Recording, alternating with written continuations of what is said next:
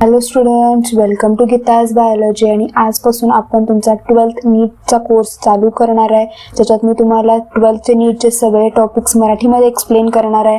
पूर्ण NCERT based असणार आहे, पूर्ण लाईन टू लाईन आपण शिकणार आहे. मी तुम्हाला मराठीत एक्सप्लेन करणार आहे काय कसं, कुठली लँग्वेज म्हणजे कुठं तुम्हाला कन्फ्यूज होतं. NCERTची लँग्वेज कट करण्यात किंवा कट डाऊन करण्यात समजण्यात मुलांना खूप प्रॉब्लेम येतो. ते आता होणार नाही आहे, कारण आपण लाईन टू लाईन जाणारच आहे.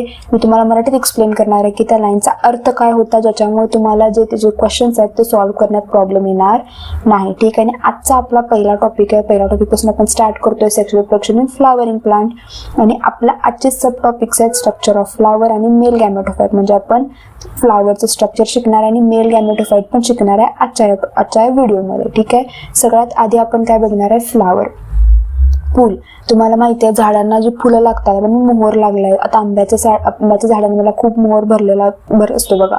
ते का असतं, कारण त्यांना रिप्रोडक्शन करायचं, म्हणजे झाडांना काय करायचं आहे, फळं लागतात, त्या फळांमध्ये बिया असतात, त्यांच्यापासून नवीन झाड परत तयार होतं. आपण म्हणू शकतो की जे फ्लावर आहे त्याचं मेन बेसिक काम काय आहे, रिप्रोडक्शन आहे. ठीक आहे. म्हणून आपण म्हणू शकतो की फ्लावरमध्ये 2 पार्ट्स असतात. एक तर काय त्याचा इम्पॉर्टंट पार्ट आणि एकतर ॲसेसरी पार्ट. ठीक आहे. तुम्ही तुमच्या 10वी मध्ये किंवा 11वी मध्ये वगैरे शिकला असाल. इम्पॉर्टंट पार्ट म्हणजे काय, त्याचा मेल गॅमेट आणि फिमेल गॅमेट, त्याला आपण कार्पेल आणि काय म्हणतो, स्टॅमेन म्हणतो. हे 2 काय आहेत, मेन रिप्रोडक्शन घडवून आणतात. म्हणजे ह्यांचं फ्युजन झाल्यामुळेच काय होतं, सीड तयार होतं, फळं होतात. त्यामुळे आपण काय म्हणू शकतो, नेक्स्ट जनरेशन येतंय कुणामुळे, या कार्पेल आणि स्टेमेनमुळे. ॲसेसरी म्हणजे कोण, हेल्प करणारे. जसं की हे झालं तुमचं पेटल, हे झालं तुमचं सेपल. हे काय करतात, डिरेक्टली रिप्रोडक्शन मध्ये म्हणजे डिरेक्टली रिप्रोड्यूस करत नाहीत, पण हेल्प करतात. त्यामुळे आपण त्याला काय म्हणतो, ॲसेसरी म्हणतो, ॲसेसरी वॉल्स म्हणतो. ठीक आहे. आता पहिला आपण काय बघणार आहे, ह्यातला मेल गॅमेटोफाइट. ठीक आहे. ज्यातला मेल गॅमेटोफाइट आपण अँथर, स्टिग्मा वगैरे बघणार आहे. पुढच्या लेक्चरमध्ये आपण काय बघणार, फिमेल गॅमेटोफाइट बघणार. ठीक आहे. जो मेल रिप्रोडक्टिव्ह पार्ट आहे त्याला आपण काय म्हणतो, मायक्रोस्पोर. त्याला आपण काय म्हणतो, स्टॅमेन. म्हणजे आपण म्हणू शकतो की जो फ्लावरचा मेल रिप्रोडक्टिव्ह पार्ट आहे त्याला आपण म्हणणार स्टॅमेन, जो तुम्हाला इथे दिसतो. 2 पार्ट्स मध्ये आहे. एक तर हा त्याचा असा जो उभा आहे तो, आणि हा एक जी पिशवी दिसते ते. जो उभा आहे त्याला आपण काय म्हणणार, फिलामेंट म्हणणार. फिलामेंट कसं आहे, लॉंग आणि स्लेंडर. एकतर खूप लांब आहे आणि एक शेवडा आहे. एक शेवड्याला आपण काय म्हणतो, इंग्लिशमध्ये स्लेंडर म्हणतो. ठीक आहे. तुम्ही बघू शकता, एक लांब आहे आणि स्लेंडर म्हणजे एक शेवडा आहे. त्यानंतर मग त्याच्या कडेला, एकदम कडेला काय आहे, अँथर आहे. ठीक आहे. अँथर म्हणजे काय, पिशवी असल्यासारखं आहे. टर्मिनल म्हणजे कडेला आहे. बायलोब्ड. तुम्ही जर बघायला गेलात, एक मिनिट हा, तुम्ही जर ते बघितलं तुम्हाला दिसतं इथे एक लोब आहे, इथे एक लोब आहे, 2 लोब्स दिसत आहेत. तुम्ही काय म्हणू शकता की टर्मिनल आहे, बाय लोब्ड आहे आणि डायथिशियस आहे. म्हणजे काय, त्यांच्या मधोमध काय एक रेष आहे. ठीक आहे. आता तुम्ही जेव्हा ह्याला उघडता किंवा ओपन करून बघता, तुम्हाला काय दिसतात, 4 हे दिसत आहेत. पण ह्याला तर उघडून बघितले ह्या डायग्राम मध्ये तुम्हाला 4 गोल दिसत आहेत इथे. ठीक आहे. त्याला त्यांनी काय म्हटले, टेट्रागोनल स्ट्रक्चर. तुम्ही त्या बाय लोब म्हणजे 2 लोब्स म्हणजे उघडून बघता तेव्हा अजून त्यांच्यात 2 लोब्स आहेत, म्हणून टेट्रा म्हणजे काय, 4 टेट्रागोनल स्ट्रक्चर म्हणजे 4 लोब्स आहेत. ठीक आहे. आणि त्या 4 लोब्सला आपण काय म्हणतो, पोलन सॅक म्हणतो. ठीक आहे. हे 4 लोब्स मिळूनच काय करतात, पोलन सॅक. म्हणजे ही एक पोलन सॅक, ही एक पोलन सॅक, ही एक पोलन सॅक, ही एक पोलन सॅक. तुम्ही असं म्हणू शकता की एक अँथर मध्ये 4 पोलन सॅक्स असतात. ठीक आहे. परत हे तुम्हाला कुठे लिहून दिलेलं नाहीये, पण विचारू शकता. ह्या एका अँथरमध्ये तुम्हाला किती पोलन सॅक दिसत आहेत, 4 पोलन सॅक दिसत आहेत. हे तिथं तुमच्या NCERT मध्ये लिहून ठेवा, तुमच्या वहीमध्ये लिहून ठेवा. तुम्हाला कन्फ्यूज करतात, खूप मुलांना वाटते की हे सगळं मिळून एकच पोलन सॅक आहे वाटतं. इथं सॅक्स लिहिले बघा, म्हणजे प्रुलर. ठीक आहे. पोलन सॅक्स म्हणजे 4 पोलन सॅक प्रेझेंट आहेत. त्याच्या पुढे जे मुलांना कन्फ्यूज होतं, extend longitudinally through length of anther. Longitudinally बघा, म्हणजे अँथर एवढा मोठा आहे. ठीक आहे. एवढा मोठा अँथर आहे, सुरूपासून जिथून शेंड्यापासून बुडक्यापर्यंत काय झालं, ही पूर्ण लाईन दिसते. शेंड्यापासून बुडक्यापर्यंत तुम्हाला ती लाईन दिसायला लागली. ठीक आहे. तुला इथं काय सांगितलंय, extend longitudinally through length of anther. म्हणजे अँथरची लेंथ असूपर्यंत ते काय व्हायला लागले, अँथरला कट करायला लागले वरून खालीपर्यंत. कोण, हे जे टेट्रागोनल स्ट्रक्चर्स आहेत ते. ठीक आहे. आता आपण स्टॅमिन वगैरे सगळं बघूया. ह्याच्या आत काय आहे ते 4 लोब्स आता आपण बघूयात. ठीक आहे. त्यातलं स्ट्रक्चर ऑफ मायक्रोस्पोरॅन्जियम.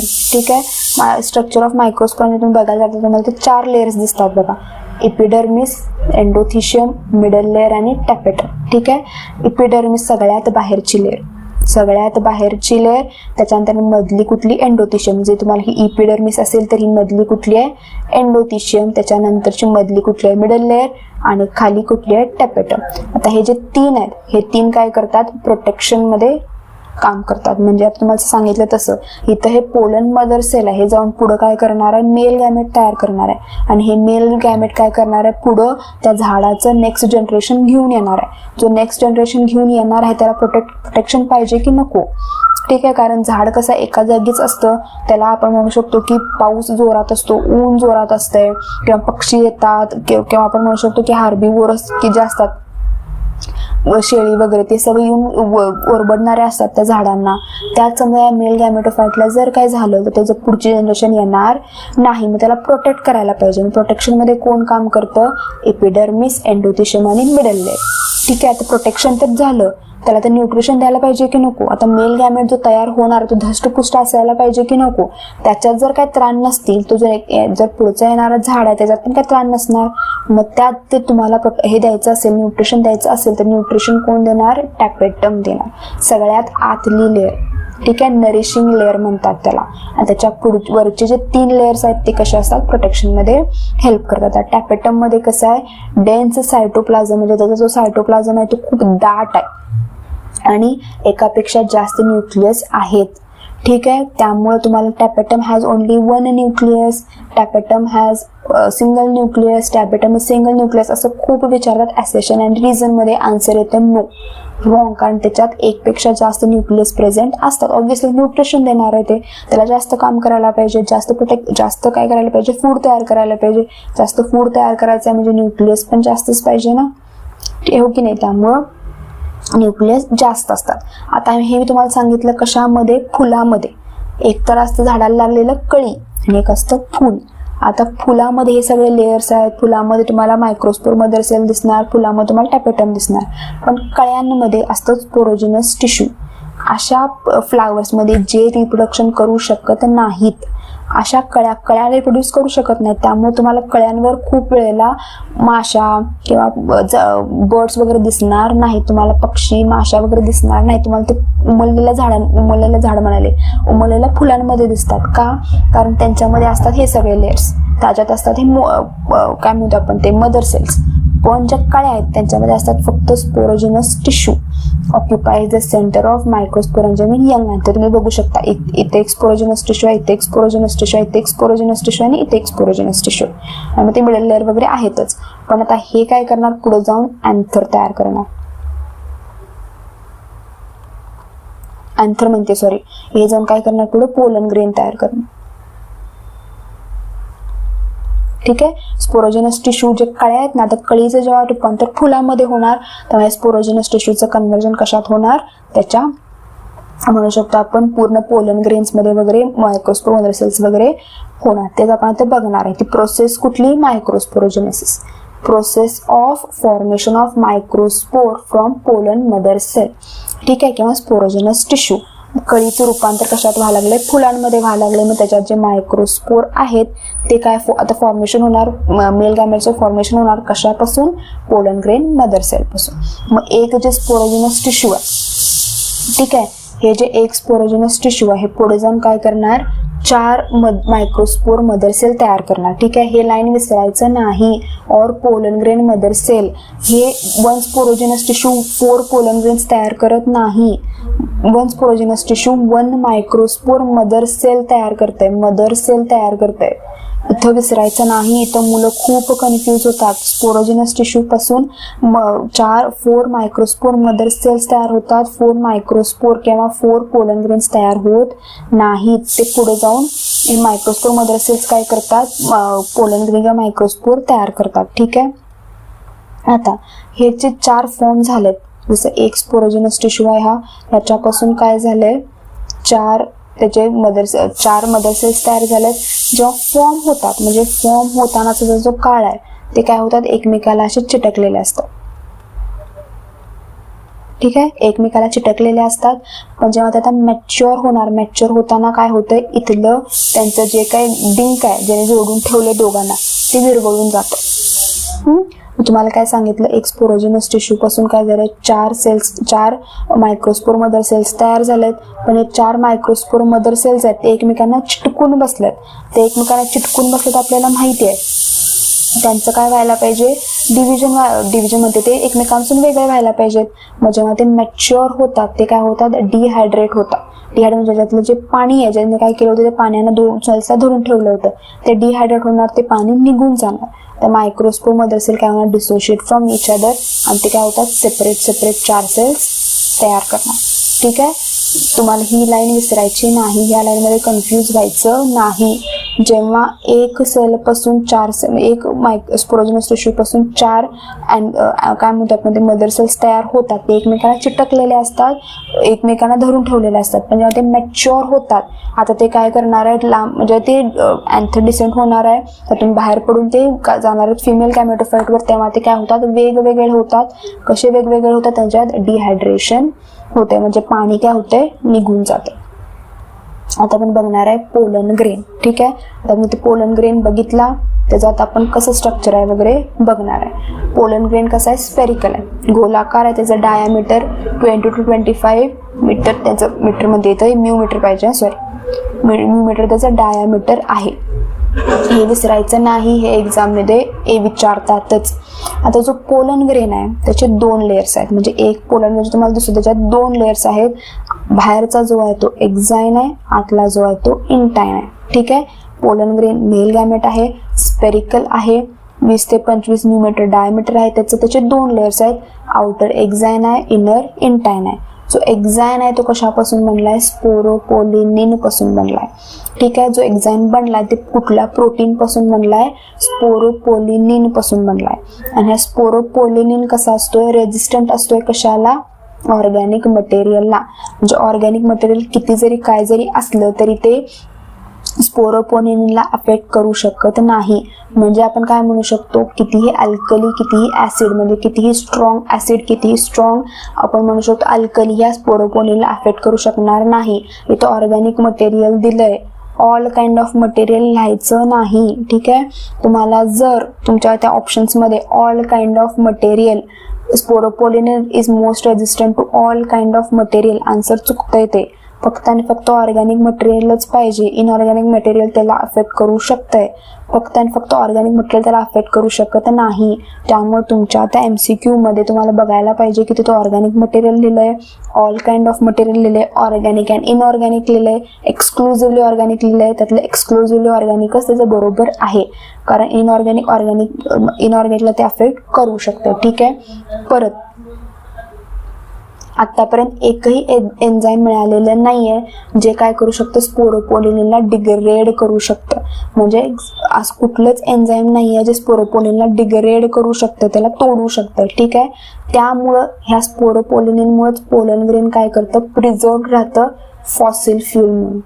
फ्यूल लिहिलंय फॉसिल म्हणून. म्हणजे आतापर्यंत तुम्ही जर फॉसिल आपण म्हणतो ना की ते आपल्याला मिळतं बघा, हाडं वगैरे मिळतात म्हणजे पूर्व काळात तुम्हाला पोलन ग्रेन्स पण तसे मिळतात. कशामुळं, ह्याच्या स्पोरोपोलिनमुळे.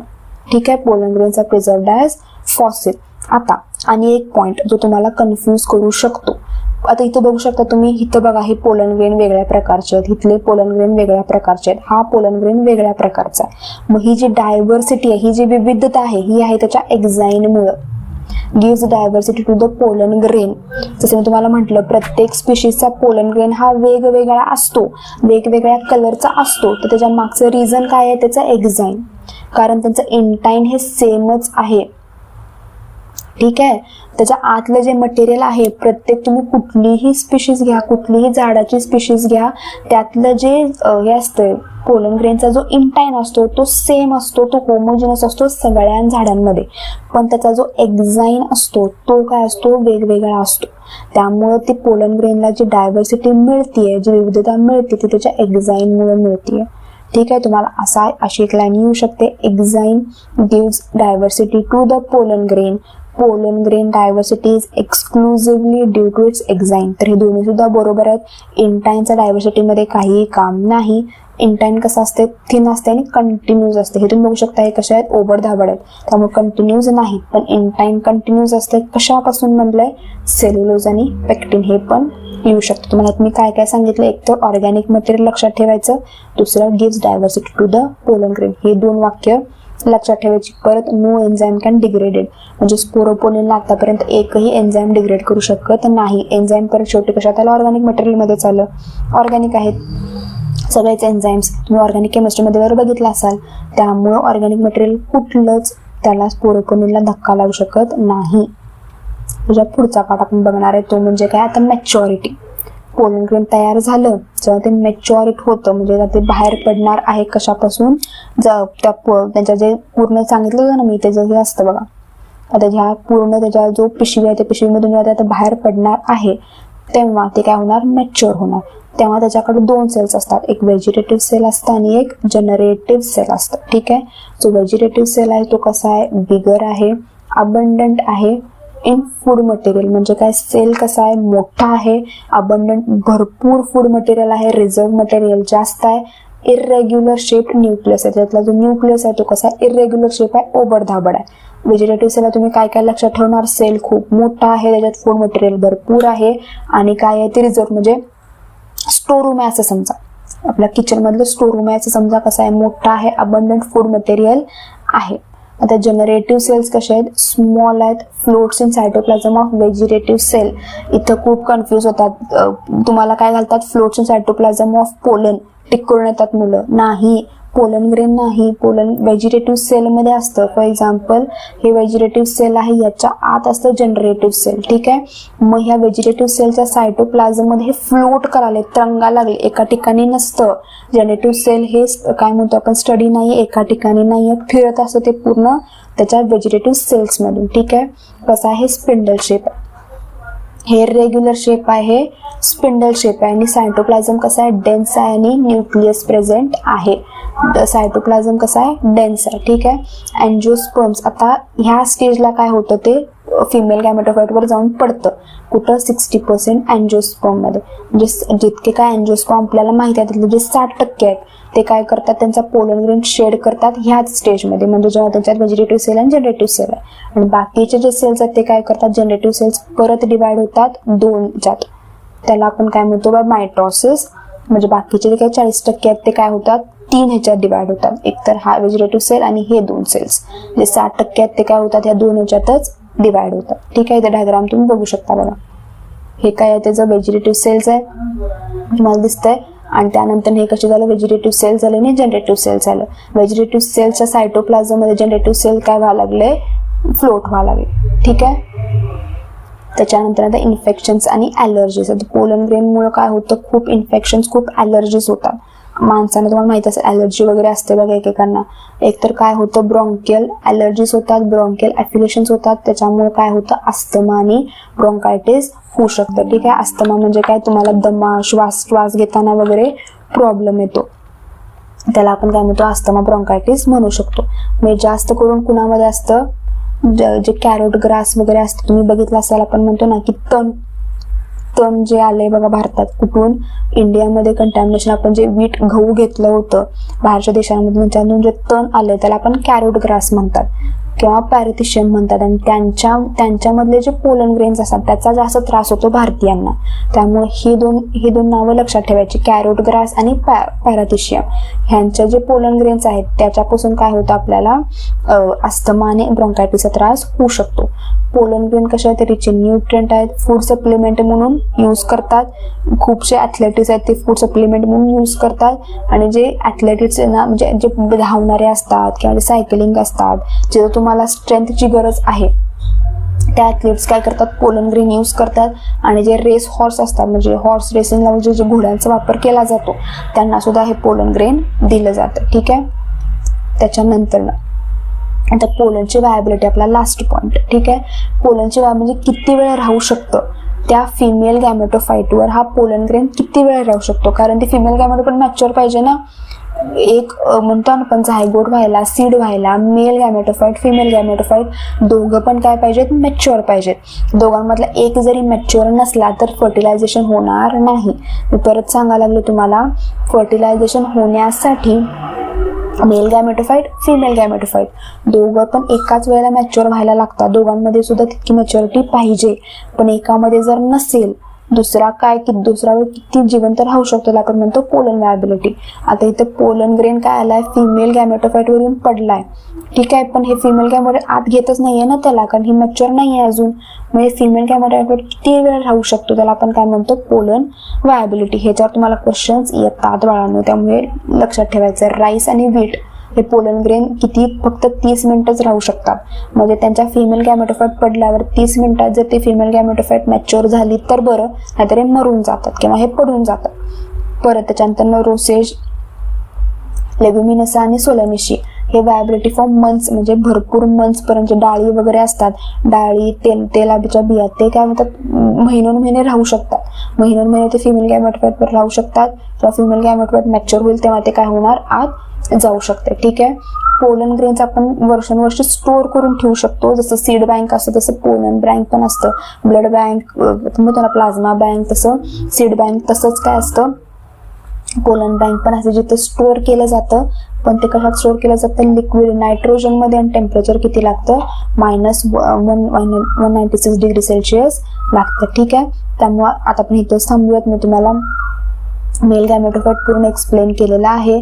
पुढच्या टॉपिकमध्ये आपण काय बघणार आहे, फिमेल गॅमेटोफाईट बघणार आहे. त्यानंतर आपण फर्टिलायझेशन, डबल फर्टिलायझेशन पण आपण स्टेप बाय स्टेप जाऊया. आता तुम्हाला काही प्रॉब्लेम असेल, कुठलाही पॉईंट कळला नसेल, तुम्हाला कमेंट सेक्शनमध्ये विचारू शकता, ठीक आहे. थँक्यू.